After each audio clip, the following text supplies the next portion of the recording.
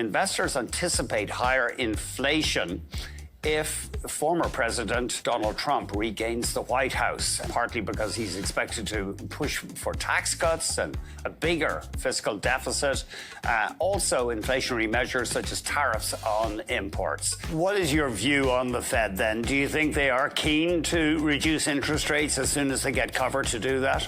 Yeah, I think so. I mean, I think that's exactly what we're seeing, even in with what Jerome Powell has been saying, is that, they're going to be cautious and they're looking for more evidence and confidence that things are heading in the right direction. But I think that's exactly what we're seeing right now. And I think the jobs report tomorrow is going to further evidence that, is that we're seeing a slowing U.S. economy. And that is going to give them the cover, as you point out, to do those rate cuts sometime later this year.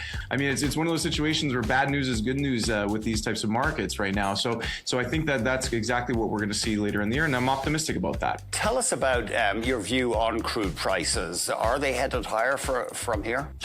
This is probably one of the most challenging times to predict crude prices that I can remember, frankly. I mean, we have so much conflict in the world, and the prospect of expanded conflict, in the Middle East is doing nothing but fueling, obviously, the idea that we could see increases in oil prices. And I think we'll get a lot more clarity in that in the next few weeks, especially with, what Israel decides to do and whether or not they turn their attentions to their northern border in Lebanon. To try and predict where oil prices are going, that's not really a game that I generally like to play, and it's certainly a very difficult game to play right now.